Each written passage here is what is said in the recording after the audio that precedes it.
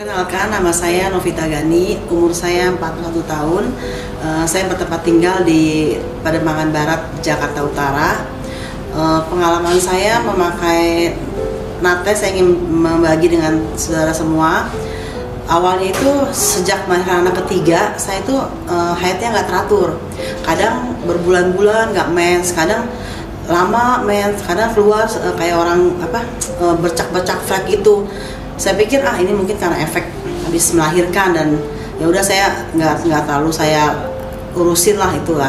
Dan kebetulan 5 tahun yang lalu saya sempat pindah ke daerah, saya sempat ke dokter karena terus berlangsung ini kan. Terus katanya periksa dokter, nanti ada apa-apa repot, periksa dokter. Akhirnya saya ke dokter, dan waktu itu dokter menyatakan saya ada miom tapi masih kecil, dan dokter cuma sarankan ya minum obat dulu aja Bu. Tapi saya tebus obat dari dokter karena saya waktu itu posisinya ada di daerah dan ya belum memungkinkan lah. Jadi saya pikir ya udahlah, saya diemin aja. Pas saya kembali ke Jakarta terus lagi berlanjut begitu, mensnya kadang-kadang datang, kadang-kadang enggak, kadang-kadang banyak, terus kadang-kadang berbulan-bulan nggak mens. Terus saya ke dokter, dan dokter bilang cuma ada pengaruh hormon, dikasih lagi obat hormon. Saya nggak minum karena obat hormon itu diminum rutin setiap hari. Jadi saya pikir saya nggak mau minum, nanti minum malah ketergantungan obat. Jadi saya diemin aja, dan nggak berapa lama saya dikenalkan produk nates. Katanya nates ini bagus, bisa buat melancarkan haid, bisa buat menghilangkan keputihan segala macem.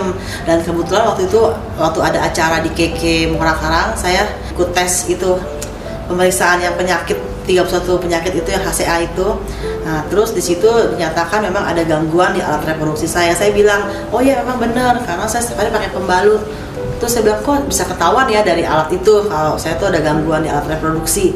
Jadi saya katanya iya minum aja SGF sama nates. Nah, saya pikir saya ambil keputusan saya beli nates aja deh, karena kan nates kan rutin yang saya pakai setiap hari. Jadi saya putuskan untuk saya beli nates. Nah, saya waktu itu saya belanja di KK Muara Karang, saya beli nates terus saya pakai. Nah, setelah pakai berapa hari kemudian keluar mens lagi, keluar gumpalan.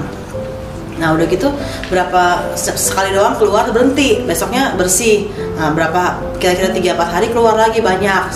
Saya pikir tuh, saya sempat telepon sama Mayor, saya bilang, Mayor ini kenapa kok keluarnya begini? Oh nggak apa-apa sih, katanya itu bagus buat ngebersihin. Jadi kan darah-darah kotor yang udah lama nggak keluar itu dibersihin. Oh ya udah, saya pikir saya tenang deh. Saya pakai lagi terus. Memang saya pakai pembalut. Jadi kalaupun bersih, kalaupun saya selalu pakai pembalut setiap hari.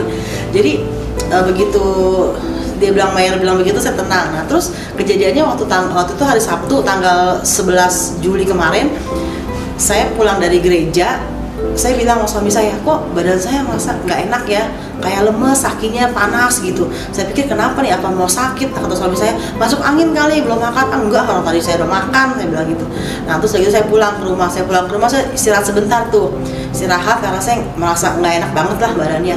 Istirahat, terus saya bilang sama suami saya, kok saya kayaknya mau ke belakang ya, saya bilang saya mau buang air nih, kayaknya keluarnya banyak nih, saya berasa nih mau keluar banyak nih. Ya udah, akhirnya saya turun ke WC, saya buang air kecil. Saya kaget begitu saya buang air kecil, keluar gumpalan satu, terus keluar lagi satu lagi, sampai 3 kali itu ada gumpalan gede-gede. Terus begitu terakhir dia keluar lagi cerot putih. Saya pikir ini apa nih, apa ini kayak anak tikus kecil putih, ada tangkainya gitu panjang.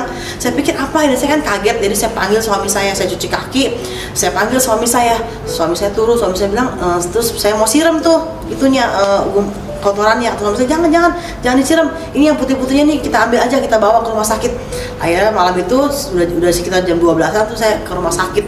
Tapi karena dokter nggak ada dokter jaga, dan dia nggak bisa mutusin itu apa hasil itu jaringan atau apa.